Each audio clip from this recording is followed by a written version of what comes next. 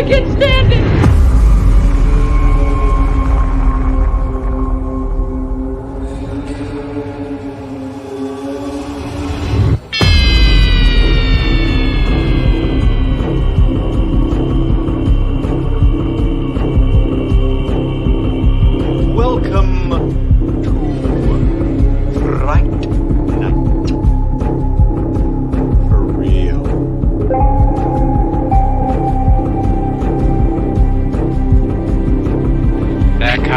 Get you, Barbara.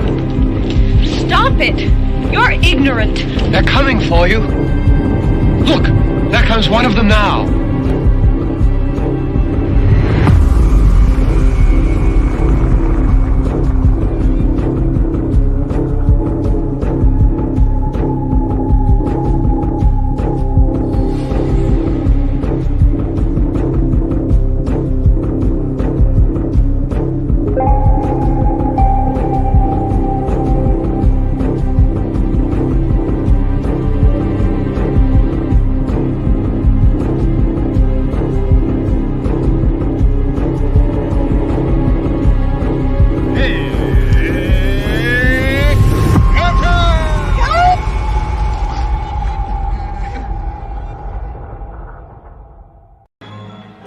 And I will see the life run out of you.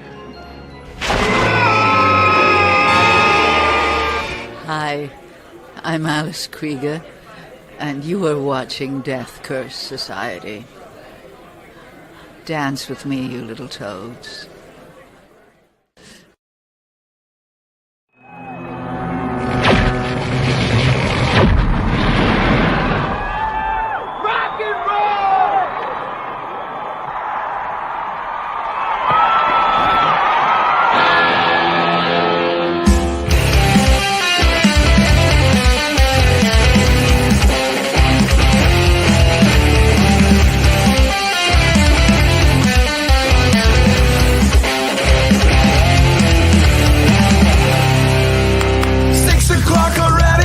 Just in the middle of a dream. I was kissing Valentino by a crystal blue Italian stream. But I can't be late, 'cause then I guess I just won't get paid. These are the days when you wish your bed was already made. It's just another manic Monday. It was Sunday, 'cause that's my fun day. I don't have to Monday, it's just another manic Monday. I wish it was Sunday, 'cause that's my fun day. It's just another manic Monday.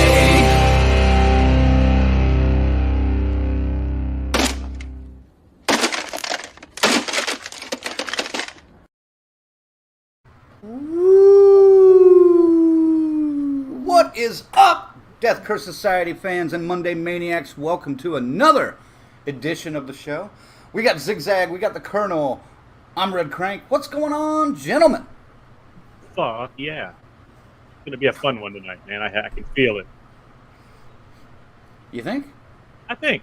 Well, he don't think, he fucking knows. I know, He knows I know our audience. I know our audience loves artists, and this is another guy, man, that knows how to lock it in right on those key fucking scenes and moments of your favorite horror and pop culture stuff.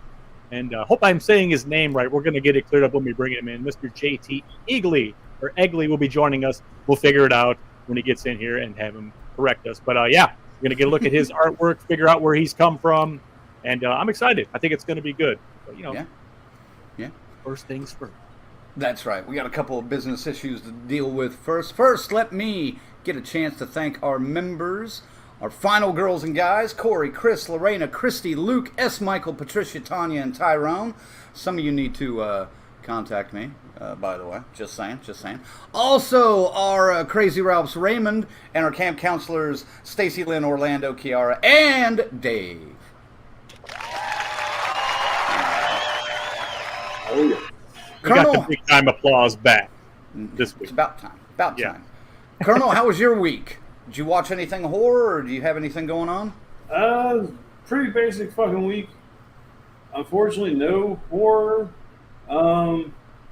But you know, last night I can't believe it. I was on my way home and doing some driving around, and I was like, man, I feel like I'm forgetting something today. I just couldn't figure it out, and you know, it was just real. Damn it! Seriously, how far do we even have it? I'm trying to stall, but then it dawned on me. So we'd like to welcome back a segment called Oh no.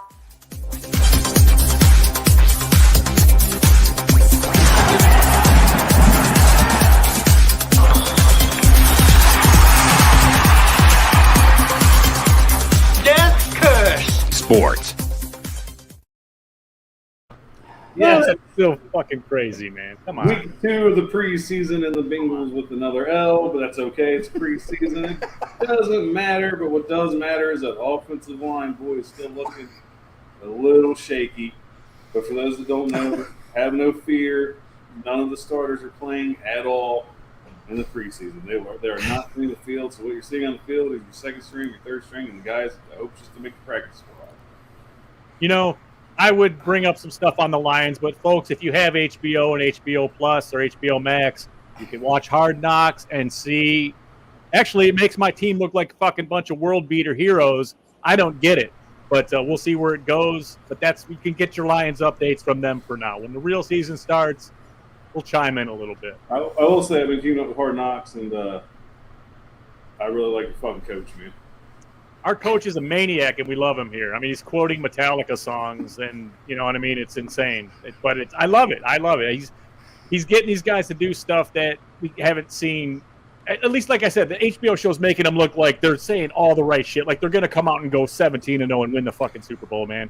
I don't see it, but I mean, I'm hoping. I'm always hopeful. But yes, let it come to pass. This might be finally the change that the Lions have been looking for. And here I am talking about sports, and I just said I wasn't going to. Yeah, I love the fact that I made that intro as a joke like 6 months ago, and you guys were like, "Oh yeah, we're doing this every week now." For football.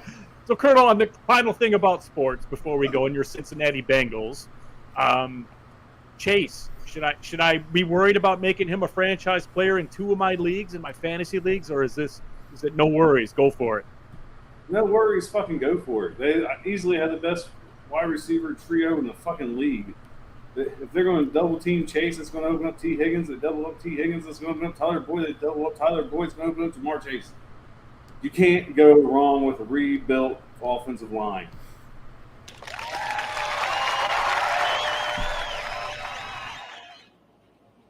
The one thing I will add to the sports thing is, Colonel, I sincerely do hope the Bengals do extraordinarily well this year, just so we can use this bit over and over again. We're going to the fucking Super Bowl! Imagine how I'm going to be if they actually win one. And you better send us an audio clip when it happens, because I will be converting that to whatever we are. It's going to be me. The second that came across the phone waves, I knew we had some gold to share on the show for everybody. So yes, give props to Kiara for coming up with that one, man.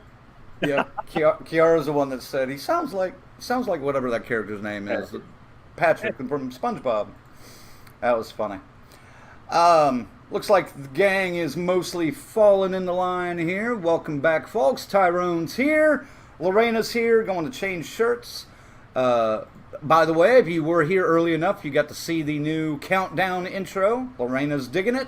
Yes, and that's really what I was doing digging most of the week on the intro. I was working on that, trying to make sure it was done. It's harder than it looks, man, because you got to find things that actually fit and then stretch them and kind of slow them and quicken them up a little bit. And right. It's a task. So, Frank, is. man, I have to say, hats off for the one you did and we've used for so long, you know. But I mean, good God, For a year and a half. yeah, Colonel, it's on you. Next, whenever you feel like you had enough, go right ahead, sir.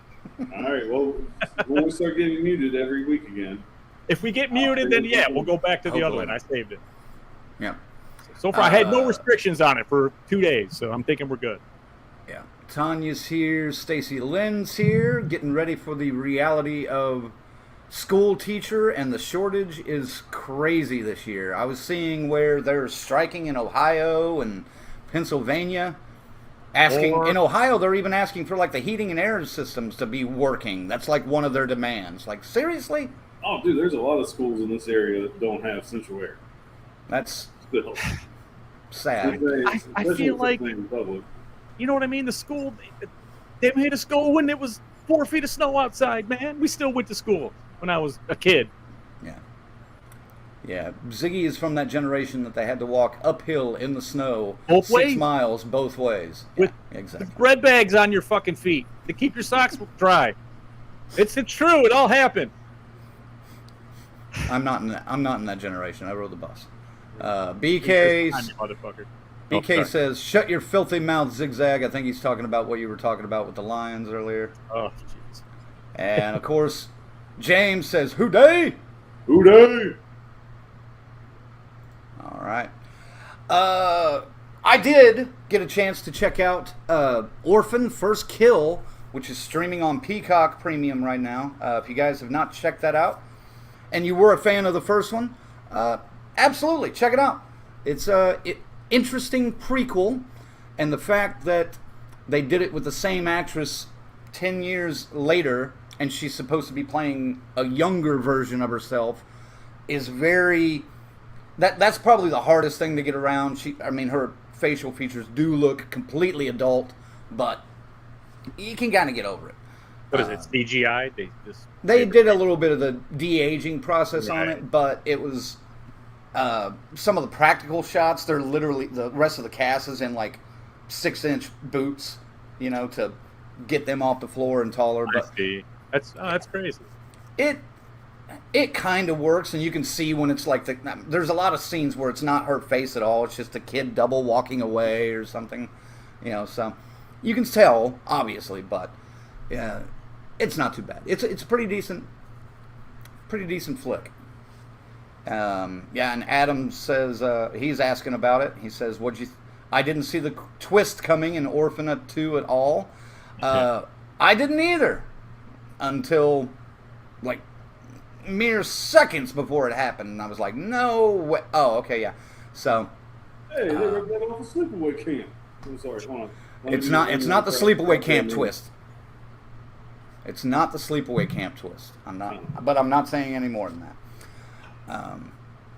Ziggy, did you watch anything horror? Besides that, I watched the original Orphan, and then I watched the Addams Family movies that we had talked about last week. So I did get to see Day Shift. Oh, okay. Yeah, it's like vampire hunting, but a kind of a dark, tongue-in-cheek comedy with Jamie Foxx and Snoop Doggy Dogg. But yeah, it's quite good. It's actually very entertaining. A very familiar ending. I'll leave it at that. Mm-hmm. Fair enough. Yeah, I would say I've seen that, but I've seen that last week when it came out. Yeah, and we talked about that last week. Last piece of horror news that I want to get to before we invite our guest in is sometime tomorrow, probably around 5:30 or so, we are going to look at and talk about the dropping fresh that day Terrifier 2 trailer. So make sure to stay tuned. If you're not already subscribe to us, and catch us when we look at that and talk about that, because that's one we're all really excited about. I know most of you are as well. We're backers, so yeah, we have to. Yeah. We got to. Yeah. So I'm anxious for that one. So that'll be probably 5:30ish, sometime around then tomorrow, PM EST. And yeah, Ziggy, why don't you introduce our guest and bring him in? Bring him on in. Yes, this man is I see literally hundreds of art pieces. People do stuff and their interpretations of things and horror, everything we like.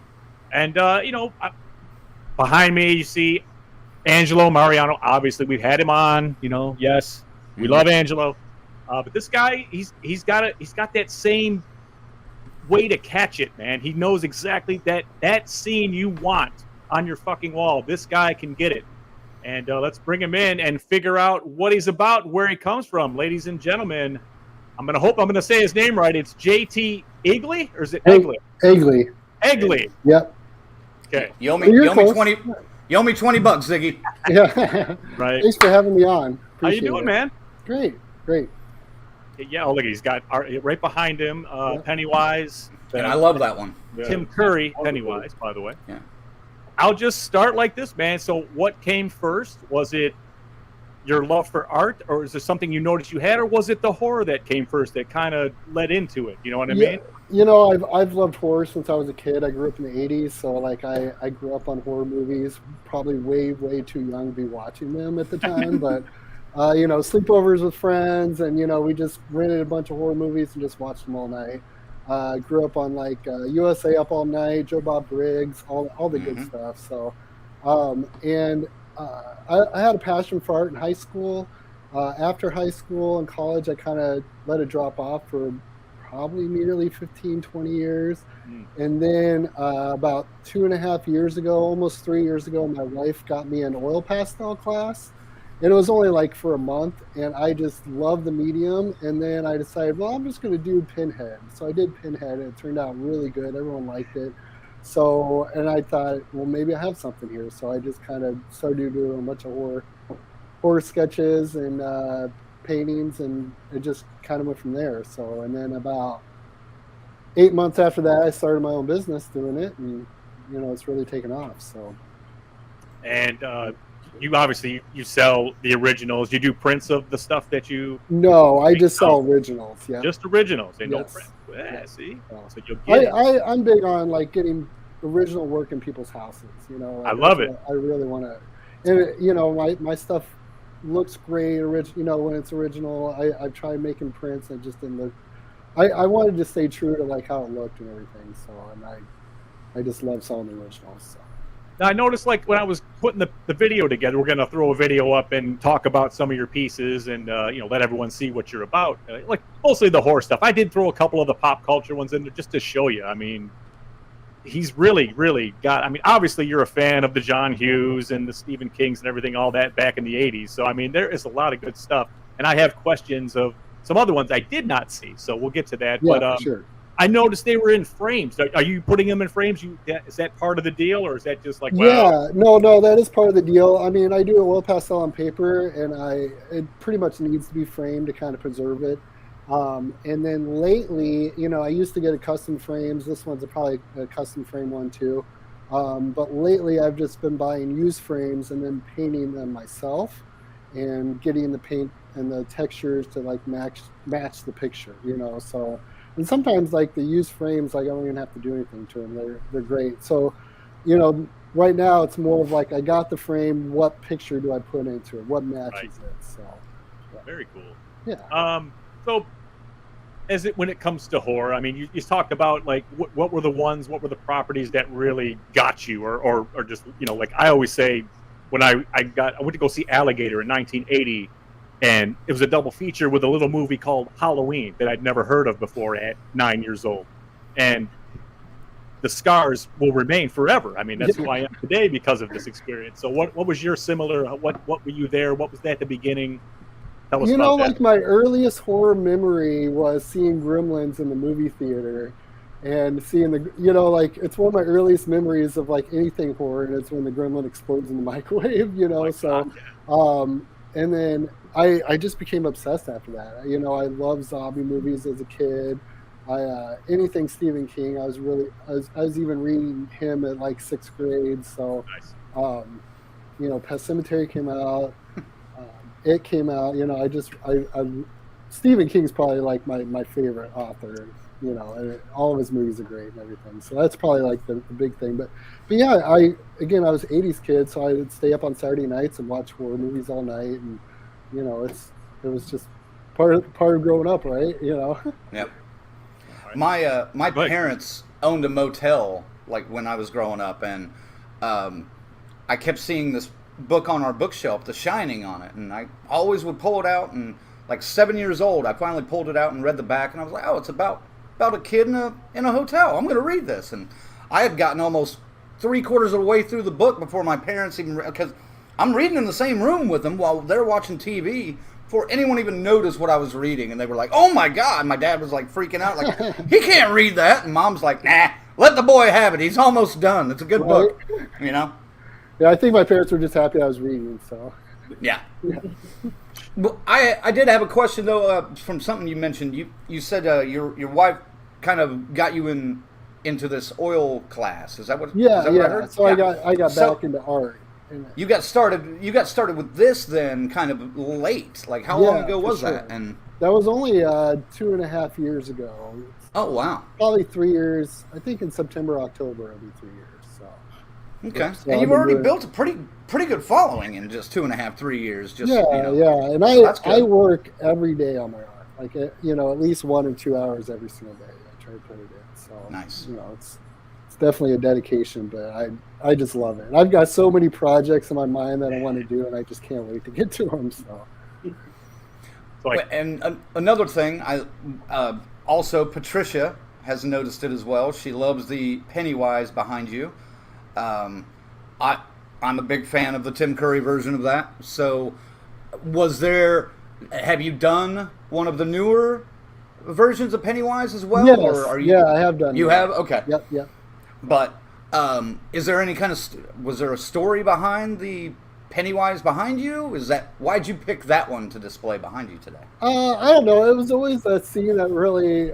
I just loved it when he goes, "Kiss me, fat boy," and I love that scene. And that's the thing. I try to pick scenes that I really remember and I love, and sometimes they're funny. Like I feel like this scene's really funny. It's not too scary, but people who are scared of clowns are very scared of it. Right. So, but, and I just try to look for scenes that are just kind of unconventional, but like really get to the point.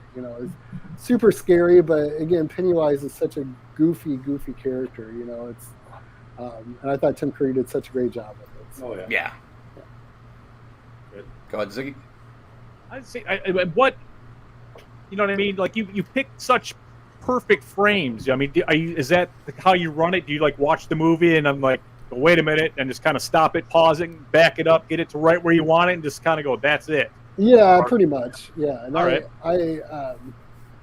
And sometimes I want to do a scene and it just doesn't click. It doesn't. I just think it wouldn't make a good portrait, but yeah, for the most part, I just try to find the scenes that just kind of work, So.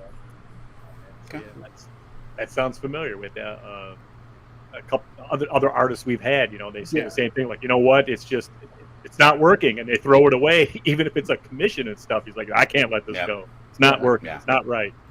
And I'll ask you this: when is it done? Because that is something I've noticed along some of the artists we've talked to. They just keep staring at it and going. They can keep going for weeks, months. No, I don't. With it, I don't feel like I do that. Like when it's done, it's done. I don't rework it at all. It's oil pastel, which is different from oil paint, so you can't really rework it at all. It's just kind of there. So yeah, like I don't really have that problem. Like I know a lot of artists do have that problem where they just keep adding to it and adding to it. And I think a big motivator is just like, I want to get this done so I can get to the next one. So I think that's something that kind of keeps me going. But yeah, once it's done, I feel like I just get it done and, it's over. So, and then of course, like framing it, I guess when it comes to framing it and painting the frame, I do get a little bit like that. Like, I don't like the colors aren't working or whatever. But yeah, but with the picture, it's just, I know when it's done. So. Okay. Good. Colonel, did you have anything bopping around down there? No, I do, but I'd like to look at his other artwork first. I was just going to say. Crank already stole my thunder with that Pennywise. That is absolutely beautiful. I can't stop staring at it. I really can't stop staring at it. I'm like, damn. Yeah, and I got to say, like, in person, they look even better. Like, it's just the colors are super vibrant. Oil pastels are just a vibrant medium. It's hard to describe what it looks like in person, but yeah, it's even more vibrant. Yeah, so even his nose, like that's the focal point. That's where I focus. Then I look out, and that's not a bad thing. It's just it pops. It really pops off that painting. Yeah, I like it. I think just what we're picking, and then let's pull it up here. We're going to get this started. I put a little reel together, and we'll pull up a painting. We'll stop. You can talk about what inspired it, or just said, "Oh yeah, this is." Or I saw this movie back then, and I've never, let's do that. So. Here we go. Let's take a look at the artwork from JT Egley. Here we go. All right. There's our first one. Yeah, and of course I'm a huge George Romero fan. Dawn of the Dead is probably like my third favorite horror movie of all time. Behind Night of the Living Dead. It's such a great movie, and it's inspired a lot of artwork. And I have a lot more Dawn of the Dead artwork to come. This more to make. So. This may be something we discuss later. You and I. Yeah. I do as well. Me and Colonel and Crank, we're all huge Dawn fans. I mean, Crank and I just got back from the Living Dead weekend over there. Oh man, dude, you would clean up over there. Let me tell you. I even my father-in-law is from Monroeville, so when I found that out after me and my wife got married, he wanted to go visit like his hometown. I'm like, let's go. So I took him all to the mall and I toured around the mall. It was great. So. Oh, I agree. I mean, we're kind of new to it, just getting to the film locales and stuff like that. But that one was seriously a memorable visit for sure. For sure. Well, because there were so many there. Yeah, we hit what, 3 or 4 of them in that same town, basically. The mall, of course. We did the mall tour, the big thing behind the scenes. Then we went to the Creep Show house. That's right there, and then right around the corner is the whole airfield where they shot, Dawn of the Dead with all that, with the helicopter scene and everything. So. It was a trip, and the cemetery, and the cemetery. It was funny. I tried to get my wife and my father-in-law to go to the cemetery, and they're like, "No, we'll just do them all. We're good." The cemetery is worth it. Yeah, absolutely worth it. It looks the same, exactly the same. It's weird. That cemetery is my mecca, man. I need to get there. Yeah. Yeah, we definitely will. And this particular piece, Flyboy, David MG. And that was an early piece of mine too. I mean, I did that a while ago, and it turned out like I was, like I don't mean to toot my own horn or anything, but like when I'm done working on it, I'm like, wow, like it's just I'm amazed myself about. I mean, that I see the elevator doors opening. That's that, right? Yeah, absolutely. You can't miss it. Fucking awesome. All right, let's go on. By the way, for the people watching, if you have any questions, put them in the comments, and we'll get to them here in just a moment. No, I moved your paintings over. I didn't want to stretch them out and ruin any of the. You know what I'm saying? So I left them at the actual size. So that's why there's graphics and stuff. And then we're throwing your website up there, so anyone wants to get involved or talk to JT about buying something, that's going to be your address to check it out. Now real quick before we move on to this one, I'll go back to Flyboy for a second. I have a question for you, JT. Because again, Dawn of the Dead is probably my favorite horror film of all time. George Romero nut. Have you ever thought about painting the scene where he's chewing through the fake wall? I guess I haven't, but that's a good one. Yeah. Sorry. I would definitely think about that. Yeah. See. No, that's such a good scene too, because like it's just weird because it's when you realize like the zombie kind of remembers, So. Motor skill, the motor memory's there, and he knows they're fucking up there. Fucking such a good movie. Yes, love it. All right, let's go on to that one again. There we go. Yeah. Captain Rhodes. Yeah, and Day of the Dead is another one of my favorites too, and that's probably the first one of like the trilogy that I saw when I was growing up, and I just remember it just scaring the bejesus out of me because again I was probably way too young to be watching it. So. We were fucking pissed because we follow in Fangoria magazine the entire creation of this film. We're so excited for it, and then unrated, no theaters are going to carry it. We were so fucking upset, but it was literally like 6 weeks later. The video store had the poster up, and it came right into the video store, uncut. So, and then it would be another 20 years before we'd get the nice cleaned up one, the DVD remastered, so you could actually see in the dark and all the good stuff you missed. What a movie! Yeah, I think I saw that on USA Up All Night or something too. So and arguably Savini's finest work as far as the gore goes. Yeah, and again, I have a couple Day of the Dead artwork coming soon too, so it's super gory. I'm just saying. So I've got to do it, downstairs. I've got to do it away from them because Colonel and I are the gore hounds, man, and I didn't see too many things that were exceptionally bloody in what we're going to show here tonight. So I'm glad you said I've that. got some next to me, so I will definitely show you some more. Oh, we'll do it. We'll put them up and put you on full screen when we're past this video here. All right, here we go. I like that one though because of the perspective of it. It almost looks like the viewer of it could be the zombie reaching out to grab it. Yeah, you can see Bub in the background in that one. Yeah. That's a nice one. So that face is, you can hear it. You can hear this picture. Yeah, and that one was probably, usually I do really close-up ones, and that one was probably the first one I did with actual, background. And again, this was an early piece of mine, too, so. That's amazing.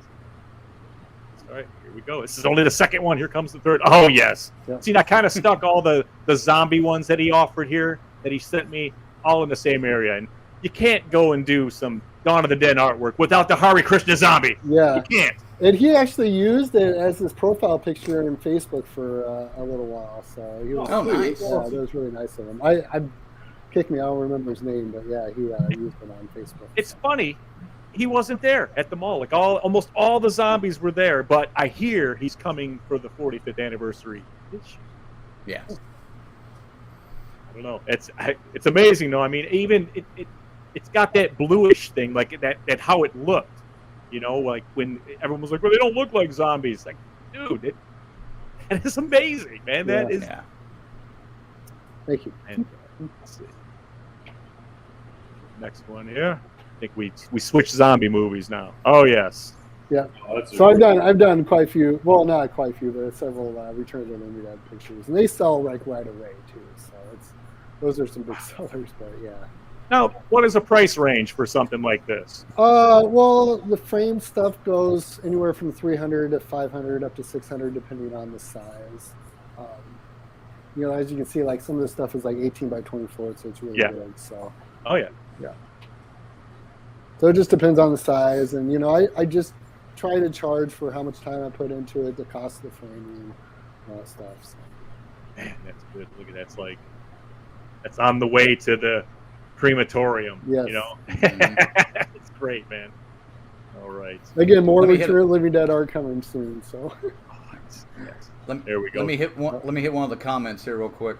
Go right ahead. Because Tyrone says, "Okay, so scene 3 now, and I have to say, lots of people can paint replicas, but not just anyone can capture the emotions of the character. Outstanding." Thank you. Agreed. I left you in there. I put most of the portraits with you next to it, at the end where I didn't have to stretch them out that's too fine. much. Yeah. I just wanted to send a couple of them just so you guys can, people can see the scale of them. Yeah, the house side. Yeah, I mean that is. I try to make my stuff really, really big. So. That is a good one. I mean, that's an epic. I mean, as far as famous zombies go, this guy's up there. Yeah, for sure. He even commented on it in Facebook and said how much he liked it and stuff. So it is so cool. I love seeing those guys when people bring stuff in and they just the actual stars. Wow, I've never seen this or anything like this. You know? It's very cool. Here we go. Oh yeah, Crank's excited now. Little pig, let me in. Yeah. No, that one turned out really good. The frame was really good for it too. So the frame's right. The yellow behind him is right. Just look at that. The creases under his eyes are dead on. And again, it's kind of a goofy picture because he's got his tongue sticking out. I don't know. Nah, that's perfect. Oh, that is absolute. That's the portrait of insanity right there, sir. Yeah, for sure. Perfect. I love the fact that most of these, yes, you can either hear the screams or you can remember the line that they are either saying, about to say, or have just said. When you see the picture, you can immediately hear that line. So, another epic character, and again, a Stephen King, obviously. But I mean, wow, Stephen King probably makes up about half my work. Yeah, which is totally fine. Let's see. All right, here we go. Another Stephen King.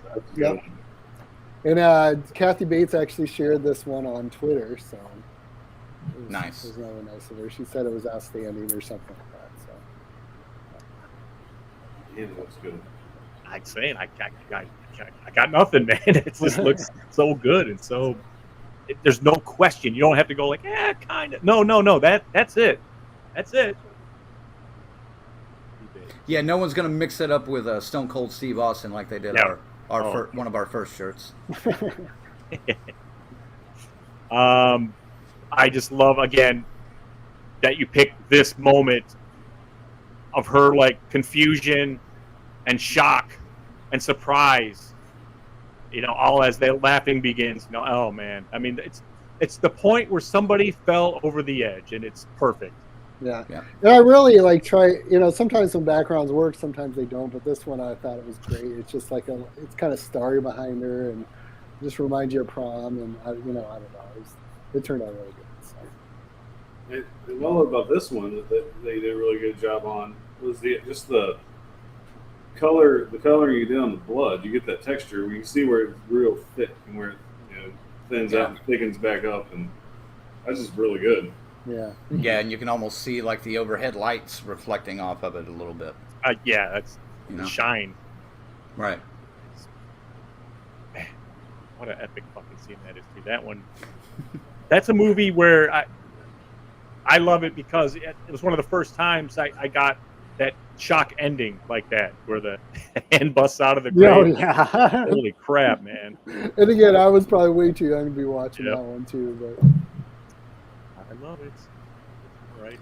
The times were different back then, though. Yes, they were. It's just funny because that seems to be everybody's story. It's always, I was way too young to be watching this. Yeah, I know, right?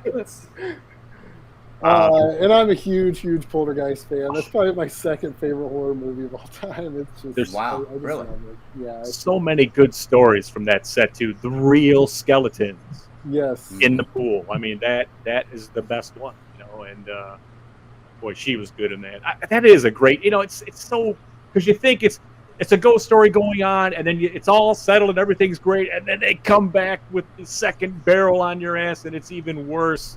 And it's more scary than the first acts were, and yeah, and it's so ridiculous how freaky it is because like again, it's kind of almost like a family horror movie, right? But it's not quite a family horror movie because watching it as an adult now, you're like, man, this is really scary and dark. It was rated PG. PG, and Craig T. Nelson and Joe Beth Williams smoking weed on their bed, and then just the whole thing, man. That should have PG-13 at the bare minimum, but I'm thinking some of that they probably could have got to the R rating for some of that material in it. I don't know. For sure. Yeah. But especially like my favorite part of the movie is probably when that the closet turns into the big mouth and the tongue comes out of it. Like I love that. So I'm not really. Go ahead. I was just going to say about Poltergeist. I used to work at Blockbuster Video way back in the day in the early 90s. And one of the things that we got mandated to do was we couldn't play PG-13 or R-rated movies anymore on the overhead TVs. We had to play the trailer reel or we had to play PG movies. So I was like, okay, Poltergeist, this one, Raiders of the Lost Ark. There was a list of like 10 or 12 that I just had stashed back at the desk the entire time. This one's going in next. So you want to throw restrictions on me, motherfucker? Let's go. I know the line. So, and also I want to hit this comment because Joseph Scott is in the house. Hey. And he says that Kathy Bates pick is amazing. And he's wondering, have you ever painted the same portrait twice because of high demand, or is all your work a one-time only thing? Beautiful work, by the way. I have, but like I try to make it a little bit different, So I did one of the stand with them walking towards them, to Denver. Yeah, to Denver, and somebody wanted the one again. I'm like, well, I'll do it, but I'll do it a little bit different. So I did the one where they're walking in front of the mountain. So nice. I try to make it a little bit different, but I have had that a couple times where people like have wanted one again. So I love it. I mean, it's the same thing with the guy that did these for me. Like he done some versions of the same ones I have, but differently, like just like you're saying. And then like he really ramped up the gore on this one here. Yeah. With the blood, the City of the Living Dead. He's like, oh, I know what strokes you now, so I know what to do, But I mean, I just love how same thing. They exist, similar, very similar, but they're all unique and original in their own way. So I mean, that's fantastic. And do you go to galleries and do displays or have shows that display? I haven't yet. I really want to. I live in the middle of Iowa, so it's hard to find a venue. I've been wanting to do something, and I'm hoping to get something set up for this Halloween. I'm trying to figure out what to do. But my plan is into the next year is start going to shows. I got a banner, I got my table, I got a display thing, so I'm trying to get set up to do that. So, brother, we could see you at any of the Horror Hound cons. We could see you at the Colorado Festival of Horror, stuff like that. I mean, I would love to do that. Where are you located, by the way? Williamsburg, Iowa. So it's right outside Iowa City along I-80. So I don't know if you guys come to Iowa or not, but yeah, that's where I live. So kind of out in the middle of nowhere. But my plan is to at least hit Chicago Horror Con at some point, and we'll see what happens. So I would love to make it to some more. But Chicago's not a terrible drive. No, Cincinnati and Indianapolis probably isn't too bad. They have huge cons too with thousands and thousands of people, and I'm telling you, everybody's banking in there. So a $300 price tag with $600. No, you're gonna do okay, man. Yeah, and again, like I want people to see the work in person, so I'm really excited about it. But yeah, I am currently trying to find a venue in Iowa to set up and have something for Halloween, hopefully. So even if it's out of my house, I feel like even this Halloween, I'm trying to get it set up so at least I can do it in my house and have people come over and see my stuff. So. That's Hold on, let me hit a couple of these comments because we may have a commission for you. BK says, "Is this heaven? No, it's Iowa." Yeah. I had to throw that up. One of my favorite non-horror movies. Had to. And then, but he also says, if JT can do Harold from Children Shouldn't Play with Dead Things, he's a buyer. So. Well, hey, just contact me. At HarrisonStreetArtStudio.com. Just you can fill out a submit form there, and I'll be more than happy to get back to you. So. By the way, have you ever done anything? Another non-horror one would be: have you ever done anything on the Warriors? No, I have not. But again, that's right up my alley because I'm totally about the 80s. So that last commenter there, that's his life's blood is that movie. So that's maybe something else he'd like to talk about. Oh, absolutely, yeah. I'm more than, and again, I'm happy to do commissions. I mean, there's some things that I may not want to do, but I'm honest with people. If I don't want to do it, I don't want to do it. But yeah. Yep. Well, I'm just thinking the way these paintings pop. Oh, dude. The Furies would be from the Warriors would be. Oh, we're about to get to the nitty gritty here. Yeah. There, see, he's already there. Do it, Warriors! Yep. And even the FaZe, baseball Furies. Yep. Even FaZe says, "Oh yeah, the Warriors would be really cool." Escape from New York. Oh. Have you, being in Iowa, have you done anything for Field of Dreams? Have you done one of those yet? No, I guess not. I haven't. No? But that actually might do really well, Yeah. It's funny. I've done some tractor artwork for people, so because I live in Iowa, I got to do the Iowa art. But okay, you're in Iowa. Have you ever painted Slipknot? No. I haven't. No. So I do want to do some musicians eventually, but yeah.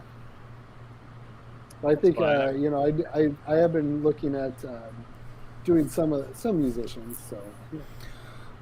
I could see just based on what we've seen so far tonight. I could see there's a old picture from probably late 80s, early 90s, maybe mid 90s actually, of Trent Reznor from Nine Inch Nails, where he's leaned out over the crowd, like just screaming into a microphone. I could see that photo done. Oh, like in this style? In your style. Yeah. Sure. I'm a huge Kurt Cobain fan. I would love to do like a Kurt Cobain. There it is. A little close there. Yeah. Yeah. Wanted to see it a little closer. Man. plenty of material from Kurt Cobain's videography and photography of him that could be epic. Who did it better? Of course. Who did it better, Tim Curry or Skarsgård? Oh, I like Tim Curry. I like great. the old version, but the new version was great too. But yeah, the old version was just. Well, but again, it's super nostalgic for me because I Right. was probably that age when it came out with those kids, and we didn't like the CGI too much in part 2, but I mean, yeah. We forgive them. It's okay. I mean, the first No, we don't. The No, first we don't. chapter of it was amazing. Was that with those little kids like that? Those kids had fucking chemistry in that movie. Oh, and for it, sure. It For worked. sure. Did Yeah. not transfer over to the adult side too well. Yeah. In my opinion. But that's again, it's old hash we were going with. Yeah. Leatherface. Yeah. There we go. And again, this was a commission. I don't normally do something that's kind of far back like that, but it worked. It turned out. Again, it was something I'm like, oh man, it's not going to look good at all. And yeah, it looked pretty decent. So. There's something about this one that's almost like a dream state too. Just it doesn't. Maybe it's the photo, but the faces don't look as clearly defined. Yeah. Was that intentional on your part, or? Well, with my art, it's hard with oil pastels. It's hard to get really too much detail sometimes. So when it's far back like that, that's why I was scared to do it. But yeah, it ends up turning out good that way. So yeah, it's funny. It almost has that same kind of grit that the film has. Yeah. Oh yeah.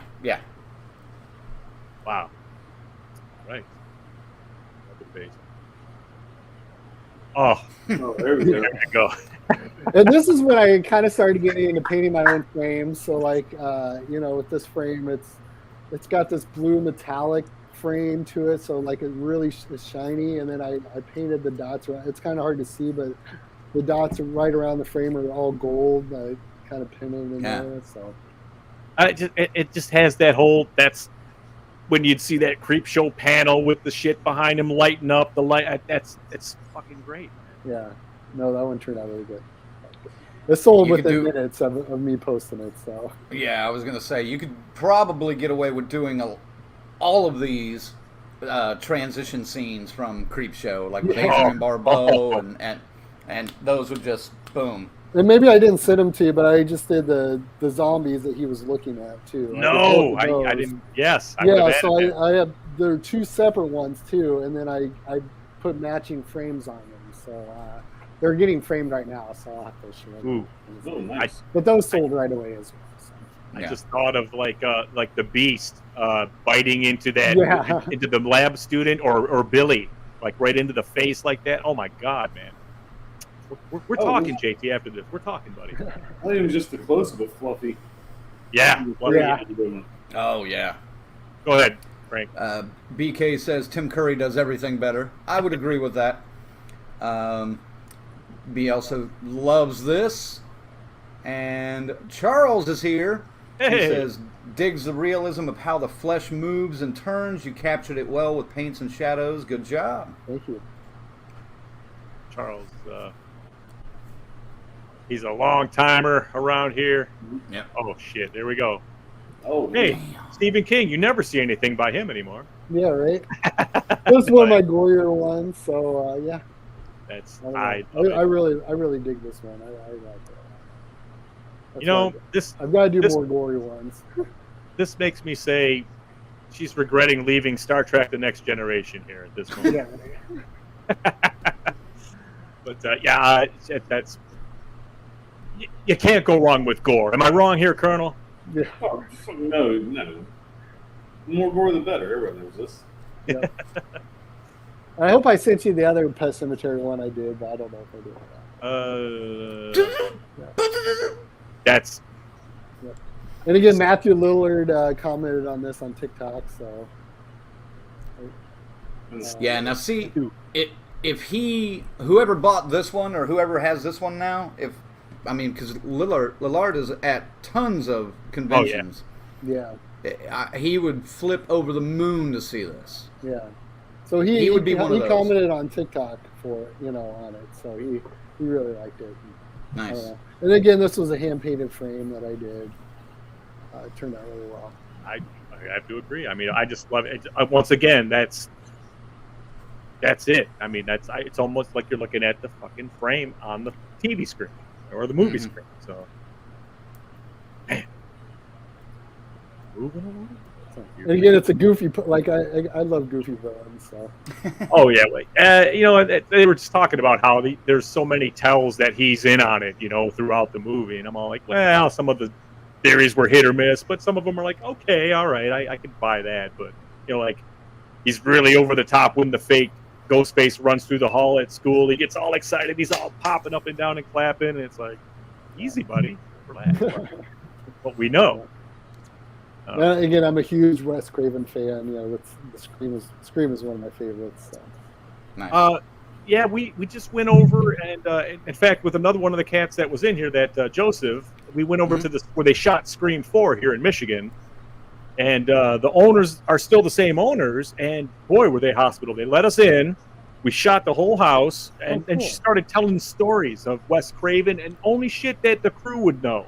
If you weren't there, they're going to be coming on closer to Halloween with us, and we're going to get these stories. So, I mean, if you're a Wes Craven fan, man, that'd definitely be something. I had never heard anything like this. I just went, just stop. I just want to wait and get these things organically. So Yeah. It's too good, I mean. And here we go. Back to Poltergeist. Yeah, another Poltergeist one. And again, with this one, the background I thought was so super important because those stairs are just kind of iconic in the movie. And, yeah. She is so good in Poltergeist, and she's so proud of herself. And this house is clean. Oh, that was the role of her lifetime right there. For sure. Absolutely, just cemented her in film history.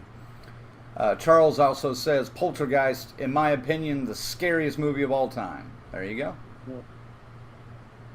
It is again, like I watched it as a kid, so I related to those characters, and they just kept me up many nights. So, I mean, I would have been the kid's age that got ate by the tree, at the time. So that shit, the clown. I mean, I don't even have a fear of clowns, but that was fucked up. That was scary, man. Yeah. Another one here. Patricia says she looks so haunting. Yeah. And knowing, even she knows that there's bad stuff on the other side there, And again, this was kind of a frame that was a used frame that I found at the thrift store, and I thought, well, this would look good on this picture, and it turned out great. I didn't have to paint it or anything, so. Oh, it's a perfect match. Yeah, no, perfect. Yes. And this is when I really started getting into the relationship between two characters, and I do kind of. I do that, just you have two characters on the same picture, and just kind of the relationship they're having with each other, whether it be good or bad. But that was one of those moments that when that little boy walks in there, and he's sitting on the bed like that, just wide awake. That made my hair stand up and shit, man. I was like, "Woof, fuck, that's not cool." So and it's kind of there. He's looking at him like, "Yeah, Dad, what's up?" What's with the craziness? Gosh. Again, the window behind him. And it's just haunting, man. This is like the last little bit of calmness we get from Jack Torrance before all hell breaks loose. Yeah, right. Let me hit a couple comments real quick before we start moving on here. Joseph says, Creepshow, what a perfect match for your artwork. It looks like it just popped right out of a comic book.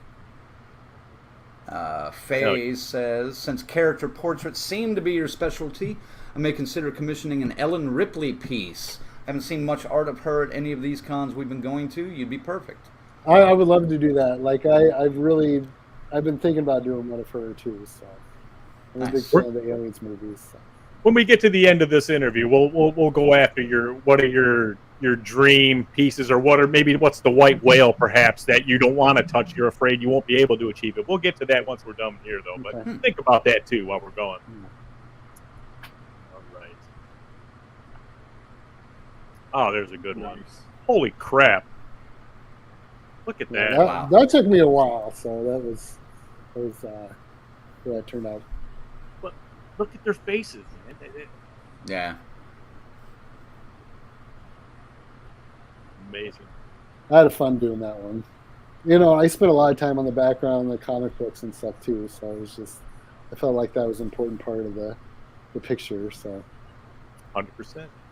Yeah, I have to Oh, keep brother. leaning in to look at these to see some of the details on them. So I'm like, I'm gonna sprain my neck tonight. I can already tell. I just went full screen, and that helps a whole lot. Yes, and the Lost Boys. Gosh, I just started thinking about all the vampires you could paint there. I mean, have you done the vampire versions of the Lost Boys?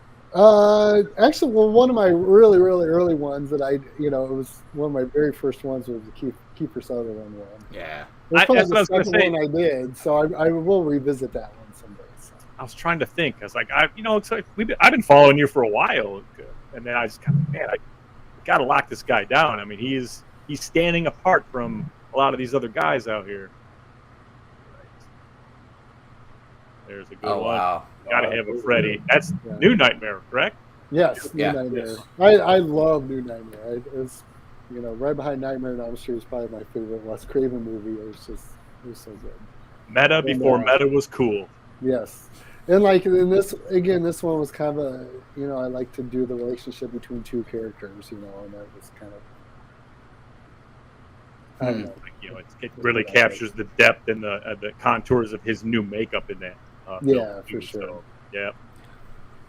I need to send that photo to Dave McCrae because he's gonna be playing Freddy in a new fan film that's a continuation of New Nightmare soon. Oh, really? Yep. Yeah, it's Miko Hughes is coming back. It's called Dylan's New Nightmare. Some capable folks behind it too, so it's not going to be just your typical trashy fan film. This is going to be a decent project, man. So yeah. And again, there was hardly any meta films back then, and when it came out, you're just like, what the hell's going on? I don't know. It was really a great movie. Really, really. I'll be honest. I had to go see it again to really get it. The first time I was kind of like, man, fuck that. What the? But then I was like, okay. Things started bothering me. I'm going to go back again. And the second time around, I was like, this is really fucking ahead of what is going on right now. So, very cool. And R.I.P. Wes Craven, of course.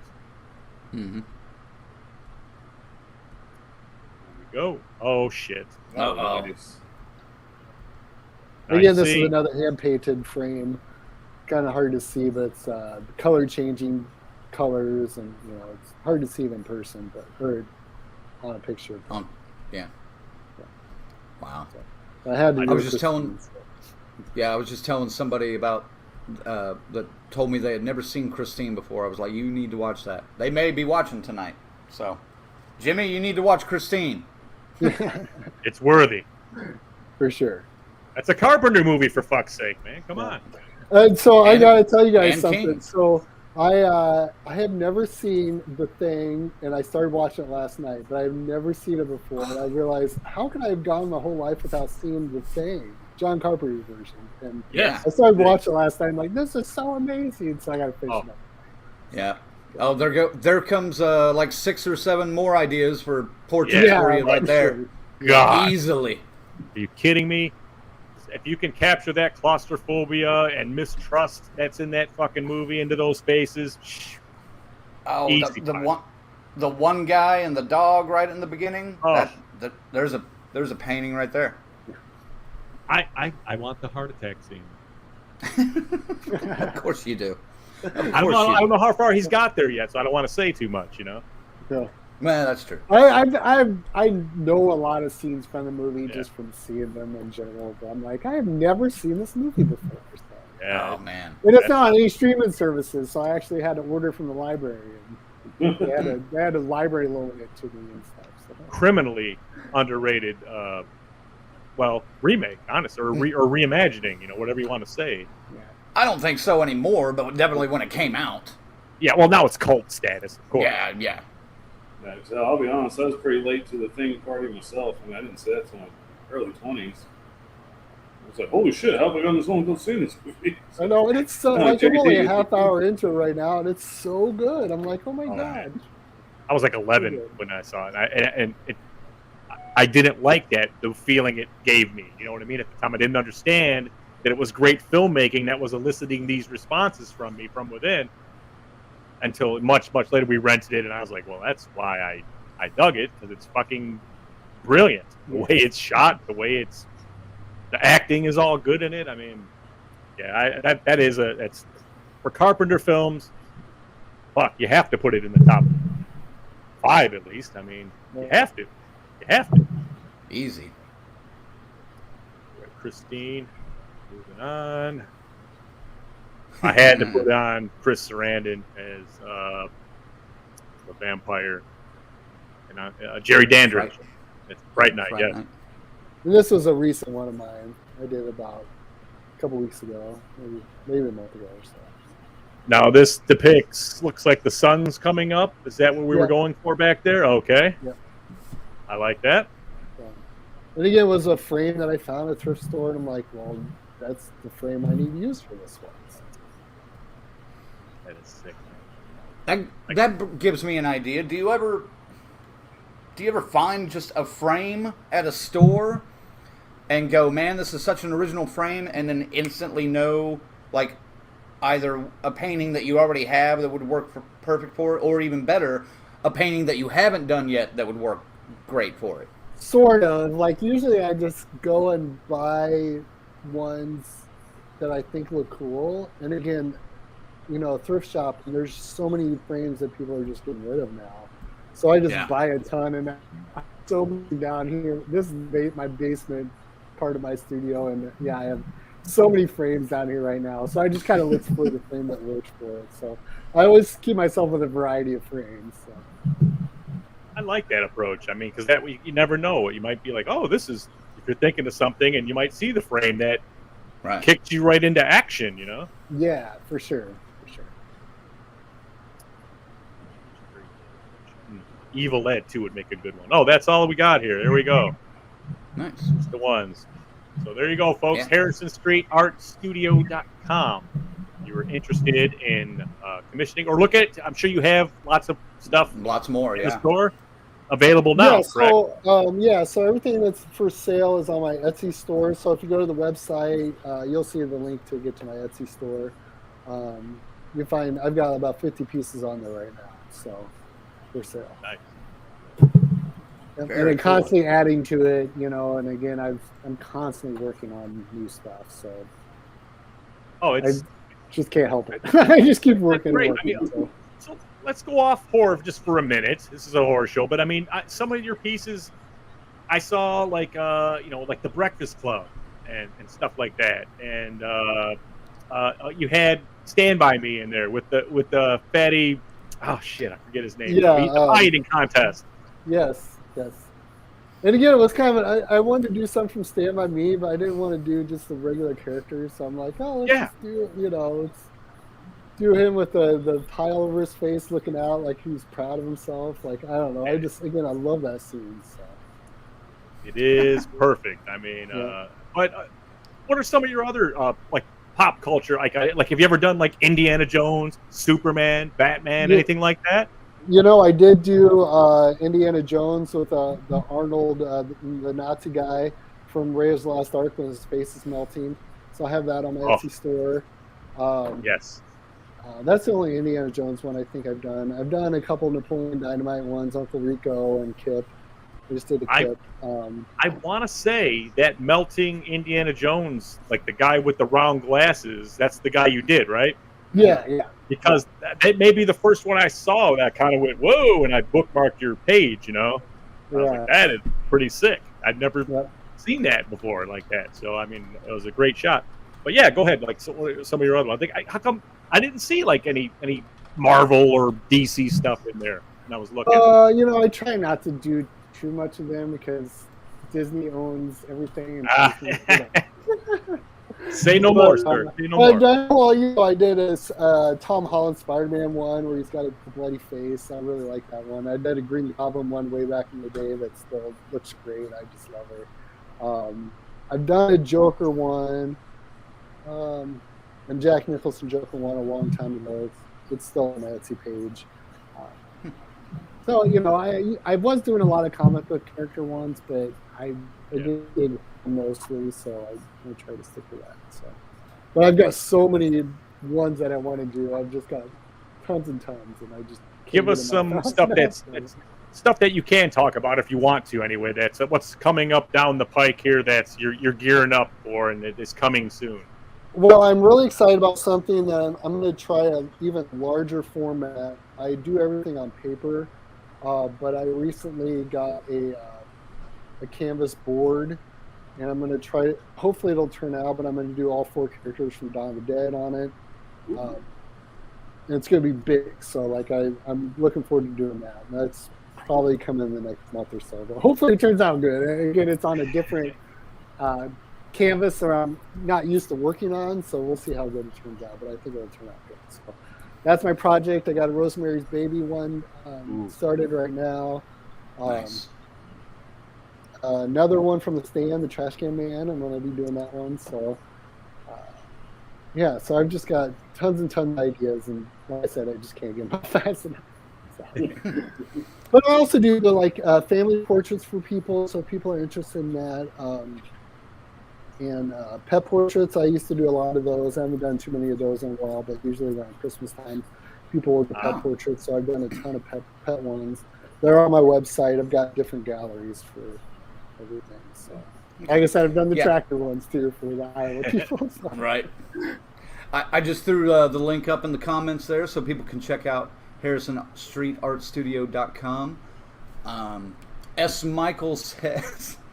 You're like a twisted and evil Bob Ross. A nightmarish little fang here, a grotesque monster wrinkled there. Great stuff.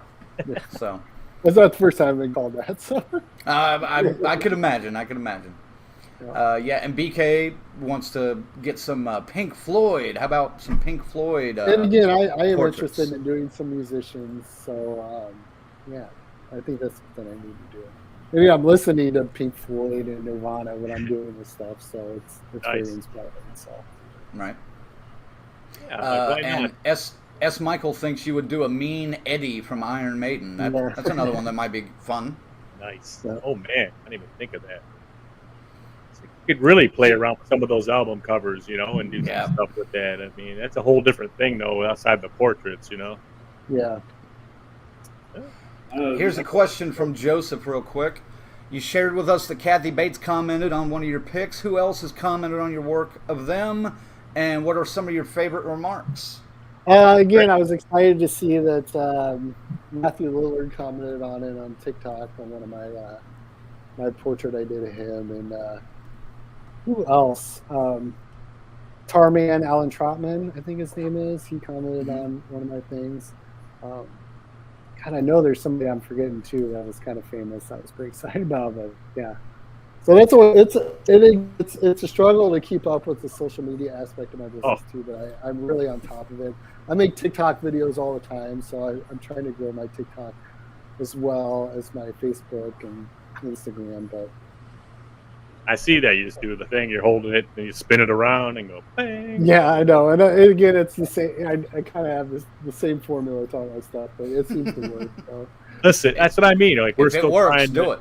We're trying to crack that TikTok code. We can't really, as being guys, later middle-aged guys, TikTok's not really our avenue, But we're trying. We're looking into it. Yeah, but I'm having fun doing it. I just, I do the artwork and then I make a bunch of videos and take a bunch of pictures of it and try to throw it out there and just to show people. And then sometimes I steal stuff, sometimes I don't, but I'm just having a blast. Yeah. So what are some of the things you're eyeballing, but you're just like, man, I just don't know. Just don't know if I can get to this question. You just want to be sure before you even attempt it. There's got to be something out there that you're just holding off. Like that white whale. It's there, but you just can't get to it yet. Like I said, the one with Dawn of the Dead with all 4 characters, like really big, I guess that's something that I'm excited to start. I'm not intimidated by anything. Like I don't think there's anything I'm too scared to start, but I don't know. But that one's something that I'm really looking forward to. I just can't wait to get it out there and stuff.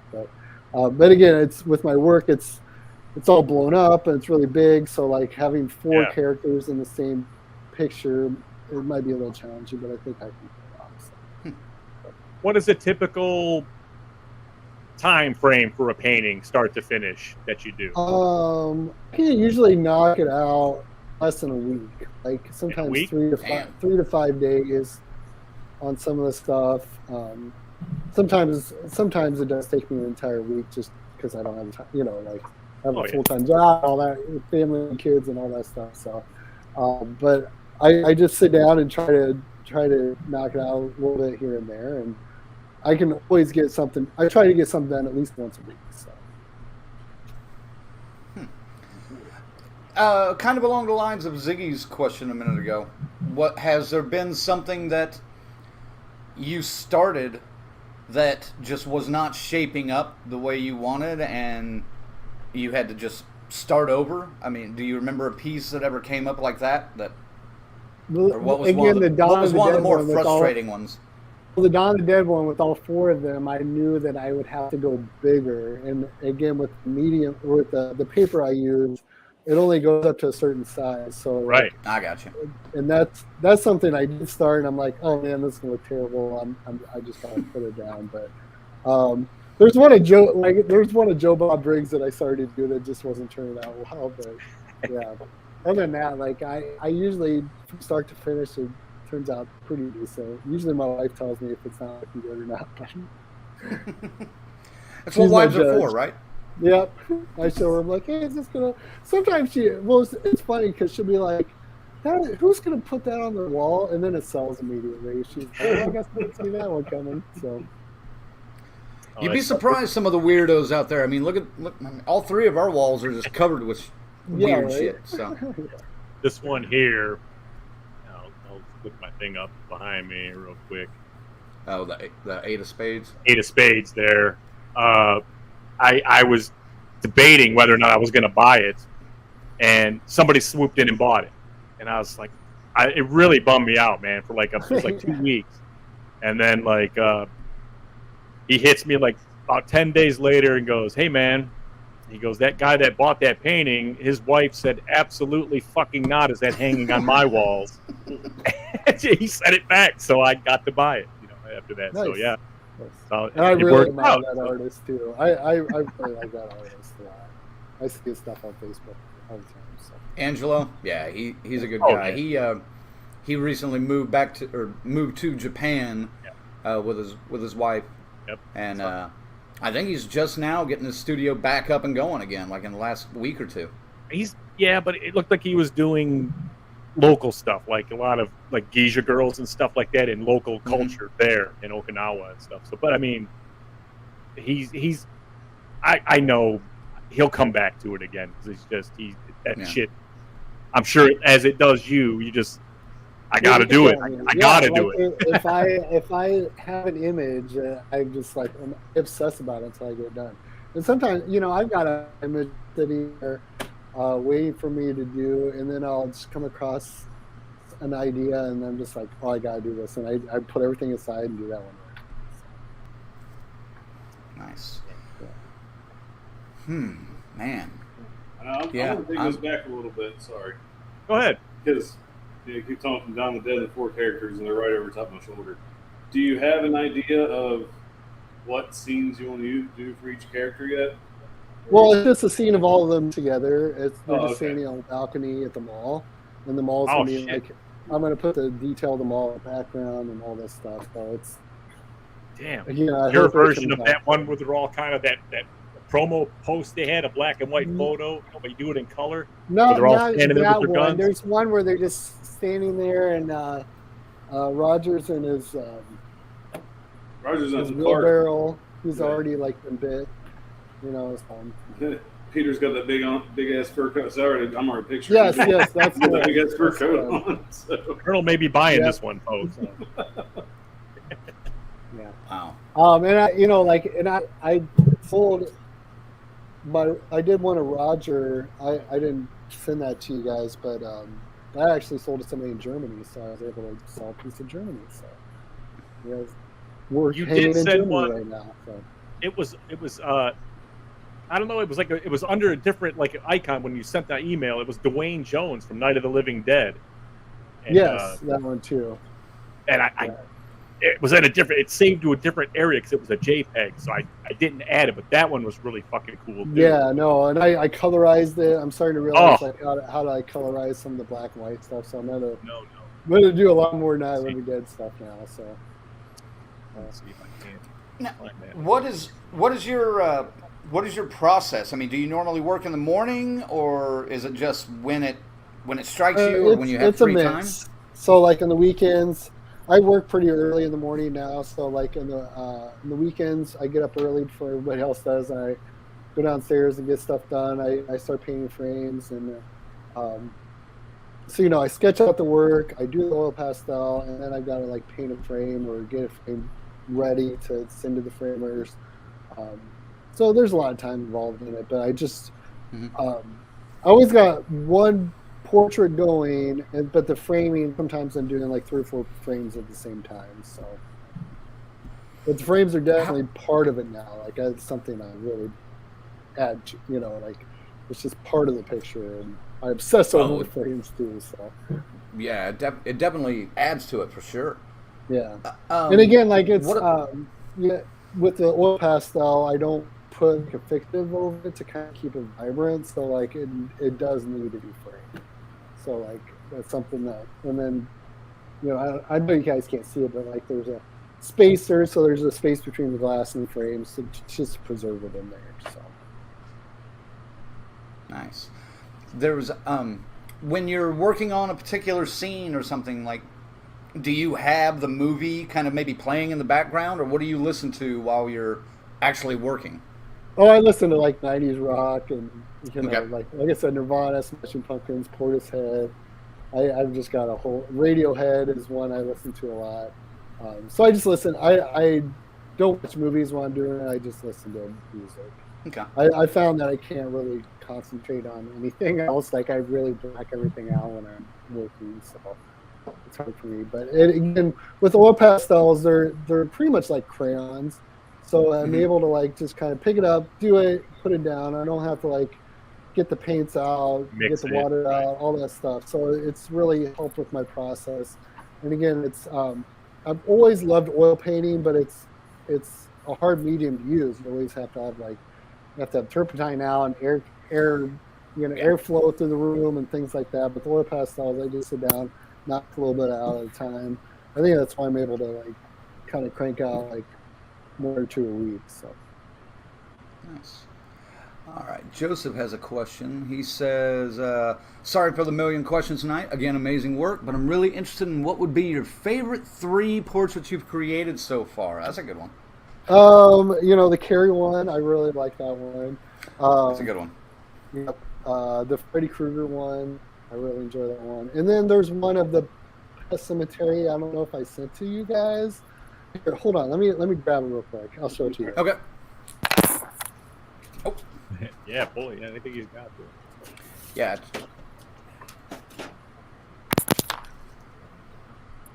Oh, he's back. I can't Let me find put. it. No, sorry. I found the Dwayne Jones, but I don't have it on a video format, so I can't throw it up But there. the one where they're kissing at the end of Pet Cemetery. I always thought that. Hang on. Oh, That's wow. what my favorite Hang was. on. There we There go. we go. Oh man, Yeah. look at that. And again, Nice. super gory. Another one of Rachel Creed that but sometimes I obsess over an image until I get it done. So Very nice. It is great. Is that already sold, or? no, it hasn't sold. It's still available on the Etsy site. So. Okay. Get us back. There we go. Good stuff. Wow. Yeah, that's some of my favorites. And again, I like the pop culture stuff too, but the horror stuff just holds near and dear to my heart, I guess. Well, man, I definitely think once you get to a point where you can travel over the weekends and do some of the cons, I think you'd be a welcome addition. Take it from us, man. That's all we do is go to these fucking cons, and Yeah. and we see this artwork and what's offered. You're going to be a cut above 95% of it, man. I mean, if not more, 98% of it. I mean, it's that good. Yeah. Well, again, most that's the of thing. it. I've got stuff ordered. I've built my own stand, so I'm working on it right now. So that's my plan. There was one at one of the last cons that we went to where people were even working on a painting like, kind of live while they were there, which was and pretty that's cool. my plan too. Like I could Yeah. easily do that. With what I Oh have. man, Yeah. I mean that draws a crowd, and then someone's going because to well, and they keep coming back every day or a few times a day just to see what the progress is, and they start browsing, and next thing you know, you're Yep. selling paintings. Majority of them do have prints, though. Yeah. I'm not. I know necessarily that's something pushing. I'm not against having prints, but I don't know. There's just something about some originals that have just kind of stuck with that plan. So I like it too. I mean, obviously. I understand. No, I get it completely. And you're not the first artist we've had on here say, "Yeah, I thought about prints, but I won't do it." Or yeah. T-shirts. And they just don't look as good. Like there's just Right. something about like it just doesn't look as good. And I want to, I don't know, give people a really high quality product. Well, that's something I heard you say. You said it just. I wish I could show them to you live and in person. It just doesn't look the same, and it's 100% right because every time I opened up something from Angelo, it was always like you start to see the depth and the textures and everything, and it's just like, wow, man, this is you can't get that on a video screen. You just can't. Yeah, I still got to get with Angelo about that Twin Peaks deal at some point once he gets a little more further settled in. Do you do any Twin Peaks stuff? I do. Yep, I have a Laura Palmer one. What was the other one I did? There was one I did that I didn't think it turned out too good, but it was Bob and Kyle MacLachlan's character together. They're laughing together. But the Laura Palmer one I did was great. And it was actually one I redid because it was one from Twin Peaks Fire Walk with Me, which I think is just his masterpiece. But like it was one where the father's holding the necklace and looking at it, and she's just super scared. And yeah, so it was one I did really early on. It didn't look as good, so I redid it maybe about 6 months ago, and I have a frame and everything, and that's on my Etsy store as well. So. All right, well, you guys talk amongst yourselves. I'm going to the Etsy store for a little bit. I'll be back. Yeah, right. No, I'm literally on there right now. I promise you. Have you ever? There's Laura. There's Laura. Hi, Laura. What's the key number or the number on the fingernail or whatever the fuck it was, or the letter? I don't remember. I don't watch Twin Peaks, so we always make fun of Craig for that. We love him though. Have you ever gone over and done like? Do you get into the Italian stuff like the splatter and the gore, like from those days? Or any inspiration? No, Nothing not like really. that. Like, I guess I haven't watched too much of it, so it's probably something that I'd probably have to watch some more. I'm really into like Korean horror now, so like dude, I might be doing some stuff from that. I just got done watching All of Us Are Dead, and I would highly recommend it. And that's the. I'm going to do something from that. Yeah, is that the school? Yeah, I'm 4 episodes into it. I am enjoying that one, but it is great. It is good. As far as movies, The Sadness is probably still topping my list this year so far. Yeah, and I still want to see that, but yeah, we'll definitely see it. You said, I know you like The Sadness, man, but I'm telling you, Train to Busan is still the best Korean horror. Oh, it's I've ever great. seen. It's oh my so God. good. So good. And even They're Parasite, I wanted beasts. to do something from Parasite because I love that movie so much. So See, that's when I'm disappointed in myself. It's been on my watch list for a while. Like, I'll watch it. I just haven't gotten around to it yet. Yeah. Like, I really need to stop being lazy.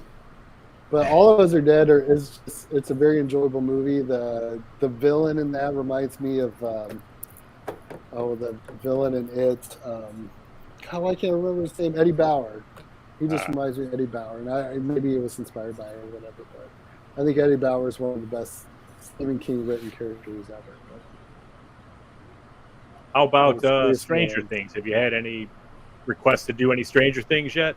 I'm looking at a Steve Harrington right now. Yeah, I did Steve Harrington. That's a really old piece of mine, but yeah, I did a Steve Harrington. I do plan on doing more in the future. I've got one already planned out, so got to get to it. No, I'm not sure. playing. I'm on the Etsy shop. I'm letting you guys just have fun. I'm looking around. Now, is there a particular horror franchise out? It's like your number one seller, I guess. Dawn of the Dead and Return of the Living Dead. It seems like anytime I do anything from that, so instantly. So Creepshow stuff has been selling pretty good too. I've only done like 4 of those, but it's still pretty cool. But yeah, Return of the Living Dead and Dawn of the Dead seem to sell pretty quickly. So. Return of the Living Dead, I want either the tar man biting the punk rocker and with the blood spray. Yeah, right. As soon as he gets bit, or at the window when the half of corpse comes in and blood Well, spray let me tell you, like that's on my list right there. So. Love it. On my I list. love it. Yep. I've got it ready to go, so I'm gonna get to it. Yep. It's good. Let me see. I'll go back to the comments here. See what we got while Crank shops. I'm busy. Let's see. God damn it. What's we got here? Just picked up a con from Hell's Heart. I stab at thee. For hate's sake, I spit my last breath at thee. That's one I did. Star Trek? Yeah. Con? Got it. Yeah. Again, that's one of my favorite sci-fi movies. Part 2 is one of my favorite sci-fi movies of all time. Like it's so good. See? And then he says how clever he is. The wrath of cons. C-O-N-S. Our fans are too smart, man. Couple of Requiem for a Dream ones in here too. They're good. Yeah. We haven't had any mentions of Star Wars yet either. Have you done any Star Wars stuff? There was a long time ago. I did one of Anakin and Obi-Wan together. Yep. The Disney stuff is. I just don't want to get in trouble sometimes. Gotcha. All right, let's think. I did want to do one of Moff Gideon from Mandalorian, though. Oh, nice. Yeah.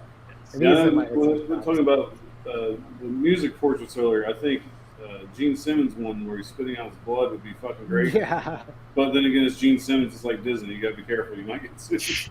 Yeah. It's like, damn. I tried to do a little bit under the radar. I had a Harry Potter one on my Etsy, and they actually took it down. So. Really? Yeah. And it was one of David Tennant's character, the Barty Crouch Jr. So it was kind of an unconventional one, but yeah, we took it down. So. No good, man. Yep. Let's see. What was I gonna just go with? Oh, I know what it was. Back in the '80s, again, since this is the biggest pop culture era. Like, have you like Rambo or Dutch from Predator? Maybe with the Predator. Have you done any of those? I did. There's Rambo up on my Etsy shop right now. There is. Rambo one a while ago. Yeah, and that one turned out really good too. And I haven't done any Predator stuff, but I definitely want to. Ooh, I know. Rocky. All the Rockies. I haven't done Rocky. Done this? Yeah, we got ideas. Oh yeah. I like those Midsummer ones too with Florence Pugh. Those are good. Yeah. I did see the one. I love that movie so much. It was so good. Yeah, so good. Just so weird. People either loved it or hated it, but I was one of the people that loved it. It was actually the last movie I saw in the theater. So. Before all hell broke loose. So, yeah. That's Michael. The Wrath of Khan definitely had some horror elements. That earwig creature fucked me up. Yeah, when I was a little kid when I saw that movie, and it freaked me out so much, and it stuck with me, and I just think from start to finish, it's just a wonderful, wonderful movie. It's just a scary sci-fi movie. You know. They did the same thing in the Beastmaster with the earwigs, though. Remember that? That was Coscarelli, wasn't it? Speaking of Coscarelli, how about the Tall Man and the silver ball from Phantasm? Oh, dude, that might be it. That might be the one for me. Yep. There you go. I would definitely do The Tall Man would be good, man. Tall Man is my shit, man. I love my him boy. maybe holding the ball as a perspective kind of thing. I have a design that I wanted for a tattoo, but it's just I'll die because it's just all black ink. I can't live through it. I just can't. Yeah. I did do the father from People Under the Stairs, and I want to do more from that too. Yep. Because again, that's one of my favorite movies as well. It's just, another Wes Craven, criminally underrated and often misunderstood. people under the Yeah. stairs. It is. I had a problem with it because the trailer they cut for it depicted something completely different than what we got, which I love now. But at the time, I was like, man, fuck that. That's not what that movie was. But I love it now. I totally love it. Everything about it. It's one of the best that he did, in my opinion. Away from your artwork for a minute, but you mentioned Hereditary. You love that movie. What are some other like current films that you've seen over the last several years that stuck with you horror wise? It Follows. I really like that one. Yeah, Midsummer, Hereditary. I'm trying to think of some current ones I saw. Like I said, All of Us Are Dead. I just watched that. Like I binged that. It was great. Train to Busan was just absolutely great. It was just so. It's like everything you want in a zombie movie, right? Yeah. Yeah, I'm trying to think of some other current ones. I don't. Well, do you like the state of where horror is going now? Kind of, a lot of people are calling like films like Midsummer, Hereditary, things like that, like elevated horror. Do you like that the genre is kind of evolving? Yeah, and again with those type of movies, like it's a very less is more type of deal where you don't really see too much of the horror. It's all implied, and I really like that aspect of it. Yeah, I think that's why I like Poltergeist so much. Again, there's a lot that you saw in Poltergeist, but like you didn't see the other side that she was in, and like right. I just love those type of movies where you just totally use your imagination. So. All telling those shows. So. Well, if you haven't seen it yet, check out Last Night in Soho. Have you seen that? Yeah, I have not seen that. I've been meaning to see that. So. That might, just the color imagery. palette alone of that movie might inspire you to do some stuff from that, and that's very visually stunning film. Too, so. Yeah. Wow, man. God damn it. I'm saving up for a trip here in a couple of weeks. I don't have any spare money right now, but I got to save it all for Cincinnati. But coming to Horror Hound over the holidays, I'm definitely leaning towards a couple of things on there. There was strangely enough, the Groundhog Day one with Bill Murray and Phil on his lap where they're driving. That picture on there was killing me. And it was about a week before Groundhog Day. I'm like, I've got to do that for Groundhog Day, so I like hurried up and got it all done for Groundhog Day. So I'm trying to like be current, and do things for the holidays. Of course, I forgot like Leprechaun for St. Patrick's Day and stuff like that. But I'll get around to it again. So you know what? Here's what we need to do. Yeah. Here's what we need to do. We need to get Angelo back here in the States for a couple of months. And we need to rent a bus, and we need to go and pick JT up and then book a bunch of shows just around in different galleries nearby. Do the tour. Yeah, and do just a 12-city tour. Hey, I'm right along I-80, so you can just pick me up on the way. Oh, so. man. That's right. That's right. So that's what we need to do. Do a Death Curse Society art gallery tour. Yeah. That would be fun as hell. I love it. I think Angelo would be down with something like that, too. As soon as he gets back over here again. Yeah. Right now, he's in paradise. Of course he is. He is another just amazing artist. I love. Well, I mean, I see so much stuff. All right, and like his stuff, your stuff stood out to me where I went like, this is different. This isn't the run of the mill shit. This guy he's got an eye for this, and I it just makes us want to get into your head and figure out what the fuck, man. How do you do this? I mean, it's so good. And I know our people, they're like we are. They're very curious, and they just love hearing how you guys operate, man. And that's all it's really about. And but man, I think I thought of one too. I want a depiction of Phoebe Cates' speech about her dad being discovered in the chimney in Gremlins. I gotta say, I've been wanting to do one of Phoebe Cates for Gremlins, so. You could just have the chimney in the background with a hand hanging in there or something. There you go. I introduced my daughter to Gremlins last week, so I don't think she liked it very much. But she did kind of like certain parts of it. But I fast forward other parts. So. How old? She's 7. So. Oh shit! Yeah, that's. Yeah. But it didn't give her nightmares, so we're all good. That's good. Yeah. Well, here's a...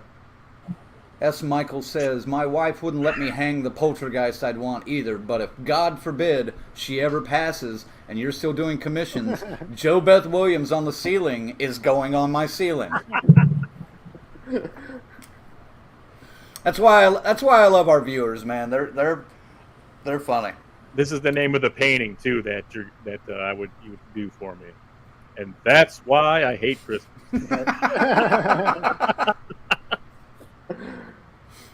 Oh man. Chris says checking out your website. Your animal portraits are great too. Thank you. Pets, portraits of couples, people. You don't have to be a horror person or a pop culture person. He'll paint you. Just tractors. Yeah, tractors. Grass, corn, flowers. Iowa. Yep. We do it. There's a high demand for tractor portraits out of Iowa and Oklahoma and Kansas. So. Well, shit. Before we let you go, JT, we'll say I guess we pretty much covered everything. But the plan is to keep working, keep building, and how booked are you with commissions? Is there like a log there, or is it pretty good? I'm not pretty booked right now. Again, I kind of, when I get commissioned every now and then, I do it, but I really just do my own stuff most of the time and see if it sells or not. I'm always open to commissions. Yeah, I get commissions about like once a month or so, and I just knock them out. But yeah, but again, like if people want to commission something, just let me know. Go ahead, give your address again. What, my email address or? Well, here we got this one. I just threw the Facebook one up. Yeah, Facebook. You can contact me through that. You can do Harrison Street Art Studio at gmail.com. I'm on Instagram, TikTok, and then you can just go to my website, harrisonstreetartstudio.com, and you can submit requests through that as well. So my email address is on there as well. So just let me know. Nice. I love it, man, and just amazing stuff. I mean, there's no bullshit here. It's just this is incredible. We love it. Yeah. Thanks for coming on with us, man. I really appreciate it. I really, really appreciate you guys having me on like this. Yeah, it's been a really good time. So. I have a feeling our paths will cross again in the near future. So yes, just, for sure. Yeah, you're definitely down with the DCS. Yes, I definitely want to go and travel and show my work to actual people instead of just on photographs on the internet. So, yeah. Hey, well, and when you do decide and get con locked down to exhibit at or do a vendor booth at, let us know. It may be one that we're going to, or if it's not, maybe we can figure out a way to get up to it so we can meet in person and check it out. Yeah. At least have nothing else. Have a beer, anything. Yeah. We love it. Tricia says, yes, thanks for sharing your beautiful artwork with us. Thank you. Let me hit one more here because if we do get the bus tour together, Zeke says he'll offer to drive the bus. There ain't nobody we'd want else driving that bus, Zeke. Yeah. Oh God, we'd have stories for days with him. It'd be great. Ladies and gentlemen, thanks great again, man. Yeah. Art of JT Egley. See it for yourself on his sites, on all the pages. We've got it linked in the column. And get yourself some art done. He's ready to work for you, just like a lawyer or something, Yep. Thanks for coming on the show, JT. Yeah. Joseph says, totally appreciate you coming on the show tonight and sharing your work. Thanks. It's good stuff, man. All right, brother. We will talk to you soon, and keep painting, man. All right, we'll do. Thank you. See you later, brother. Take care. Wow, man. What a cool cat. Yeah. That was fun. There's one thing I gotta do. Hold on. I gotta fucking stretch. My back is killing me. Sorry. I thought he was going to stand up and not be wearing anything or something. No, I thought he was. I thought he was going to. You wish, motherfucker. I thought he was going to let one go. Just. Yeah, maybe. I've been holding that for an hour and a half since we started talking. Yeah, but fuck, I'm thinking the whole time while we're on with this guy, and I'm like, yeah. I mean, the tall man I really think he would kill that fucking thing. Dude, the tall man would be great. When I was thinking about like Hereditary and stuff, because I love the one that's behind him on his main page on the website of Midsummer of Florence Pugh. God, that one's good. But I also, when I thought about Last Night in Soho, holy shit. There's like 3 or 4 scenes right there that just came to me that I was like, God damn, those would be just stellar as, paintings or, that kind of art. Oh man, definitely. Yeah. You can't have enough of the tall man. I mean, I think seeing the tall man with the yellow shit coming out of his fucking head, the ball, what his colors popped. I think I like my pre-battle damage tall man. You know what I mean? He's still fresh and evil, still ready to dole out the pain before he gets all fucked up by the gang. So yeah. I don't know. And man, his Etsy store, there's a few on there that, man, if I had the extra scratch right now, I mean, I don't know if I'd get the Laura Palmer one for Twin Peaks though. But I would probably get the Shining one with Jack and Danny. But I think that was like $5.75 frames.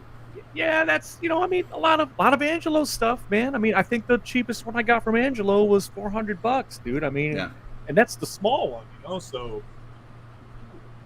It's worth it, though. You pay for what you get. Dude, that's what I'm saying. If you're a fan of this kind of stuff and you appreciate this kind of thing around you and you're something you're going to look at a lot, I look at these fucking things all the time. This is the least time I don't look at them is when I'm on this show because they're behind me. I'm usually on the other side over here. So, I mean, I never get bored of looking at them, ever. Zach says there tonight. Stares at them. Well, I mean, you don't want this guy here, man, staring at you. It's not good. No. Bad. But I love them. I mean, and I do see myself adding a couple of JTs to the collection. So yeah, I still feel like I need to do something with Angelo first, though, because I've been wanting to do one with him for a while anyway, and I think.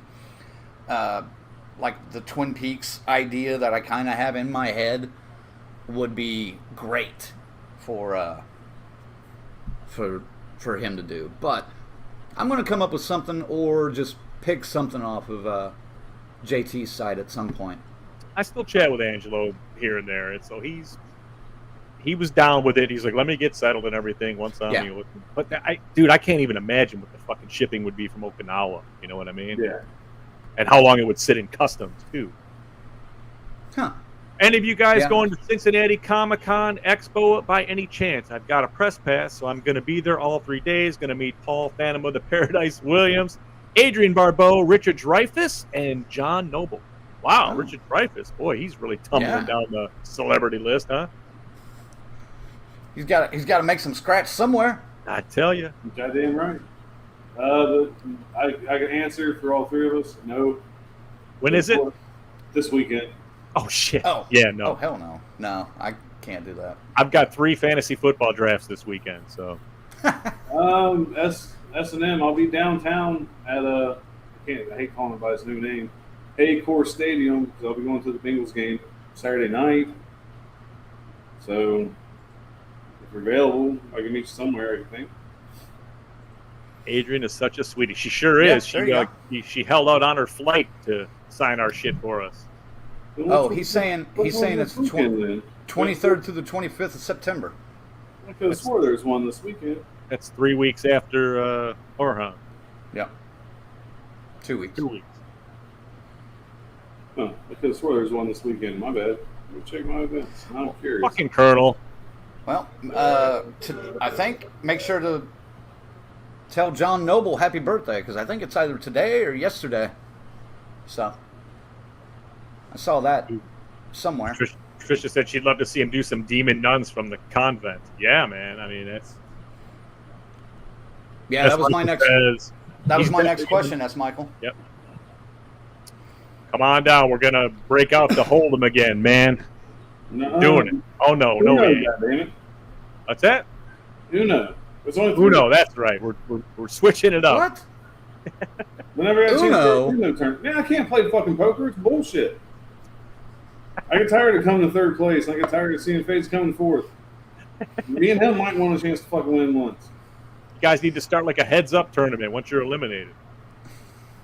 One of the Patricia wants us to come back up to Pennsylvania so we can do knocker ball round 2. Yeah. I'm not doing that again until the Colonel's there because Right. I want the Colonel and I to gang up on Ziggy. I figured it'd be you two teaming up on me. Fuck no. I need help getting revenge on Ziggy for what he put me through last time. It was All right, you got the skit playing out in my head. Benny Hill music. Zag running around, I'm chasing him. Well, I'm just saying it's, at a good weight, good hitting weight. Yeah. I held back, man. Oh, Spades. Here he says, I've got a poker come back into works. Just you boys wait. It's like, I'm down, man. I'm down. We'll Anytime. see. We'll see. Well, that was really I just love talking to artists, man. I can't say it enough. They're such an interesting breed of person, and it doesn't matter. I mean, all along the board, any kind of artist like that, someone that has that gift is always just fascinating to me. So, I mean, anytime we can get them, we're going to get them. And I'm not kidding about that tour.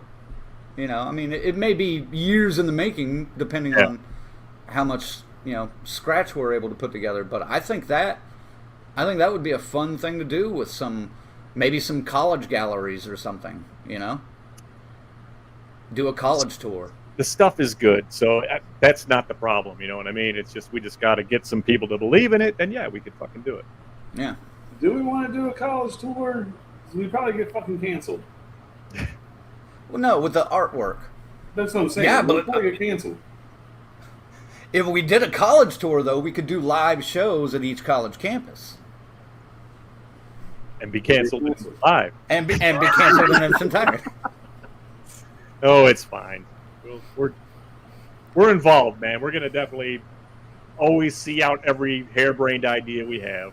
See if it'll go anywhere. We got to work on Ziggy being a little bit more PC. What was it? How did you refer to the guy from Stand By Me Tonight, the fatty? Well, they called him fat. They had a nickname for him, And but yeah, David Hogan was his name. Yeah. In the movie. Fatty is what I. Yep, S. Michael gets it. Your art is so misogynistic. Get out of my safe space. Words are violent. Yep. How dare you use the color blue? I'm triggered. I did see the perfect meme for She-Hulk, though. It was fucking funny. I'll try to find it and I'll send it to you guys in private. I got nothing else. Yeah. Next week, I'm still waiting to hear back from potentially a guest. So I'm not sure what to tell you guys about coming next week. So, but we'll announce it, a day or two before. I hope they come around and get back to us because I think that would be very appropriate for what's coming up. Right. So, tomorrow, though, we will be taking a look at the Terrifier 2 trailer and talking about that. So, stick around for that. Tune in at around 5:30 Eastern Standard Time, and you'll be able to speak on it. And I promise I will not watch it until we were on the air this time. I promise. Goddamn better not. What's the whole point of doing these, Zach? That's why I didn't watch the Adams Family. We won last week. I didn't watch it because I wasn't sure if we were going to be able to play it, but now I see we can, and it's fine. We can, but I may have to trim it out after we watch it. Correct. So, but we can do it live. We're gonna do it live. Do it now, Colonel. Last time I want to say thanks to our final girls: Corey, Chris, Lorena, Christy, Luke, S. Michael, Patricia, Tanya, and Tyrone, and our crazy Ralph Raymond, which we'll also be seeing in Cincinnati in a couple weeks. That's right. And then our camp counselors: Stacy Lynn, Orlando, Kiara, and Dave. Woo! So we'll see Raymond, S. Michael. I'm not sure if Christy's watching tonight, but hopefully Christy makes it down for this one. Because she's been planning to. Yep. Yeah. Our contestant, Michelle McConnell from Wisconsin's supposed to be there too. So yeah. yes. First your luck. Yeah. We'll see her down there too. If anybody else is watching that'll be at Horror Hound in Cincinnati in a couple weeks, make sure to reach out to us and say hello. So. Colonel? Well, say goodnight, Colonel. I will say goodnight because I'm tired of shit. So, good night and good luck. There's my new sign off. I'll rip something off. I'm just fucking up it. That's not going to be it. Don't get sick. Wash your dick. Don't smell like Scuba Steve. Use Summer's Eve. And thank you so much for joining us tonight. I look forward to talking to you assholes again tomorrow. I'm talking to these guys, not you people watching. All right. Well, hell, I'll say it this time and let Ziggy send us out for the night because this was his show. Thanks again for watching us, guys. Appreciate you guys tuning in every damn week. I'm not sure, when we first started doing this, I wasn't even sure we were all going to make it every week, and we normally have, mostly.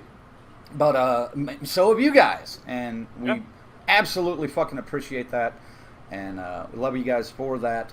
And we got some stuff working, coming soon that I think you guys are going to really enjoy. And I can't wait to get to a real 3-day con coming up in Cincinnati. Horror Hound, baby. And I hope to see some of you guys there. A real con. A real con. You mean they actually know 3 days. Not 2. Not 1. 3 days. 3 days. Yeah. But thanks again. And woo! See you next week. Yeah, man. There's really nothing else I can say on that. These boys covered it. If we get this guest next week, it's a good one, so don't miss it. I'll say that. And I don't want to tease you because if they don't make it, then it's a real disappointment.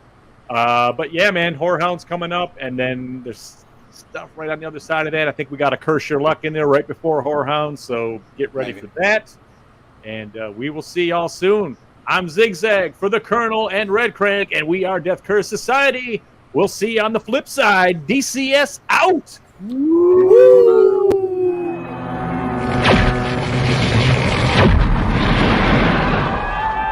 Rock and roll!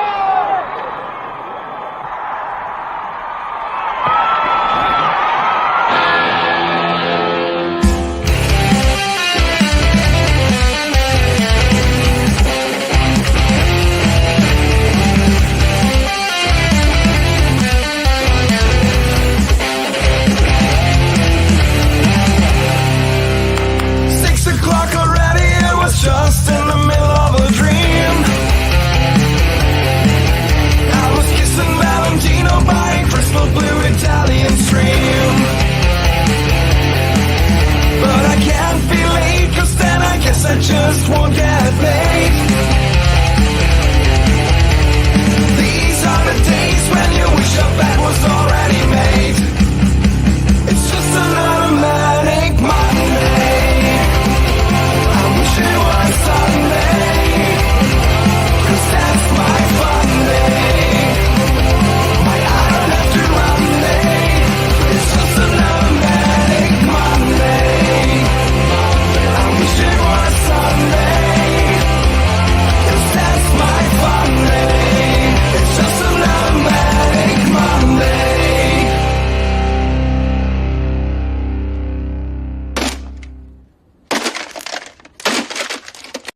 Morte on Sandre, amen.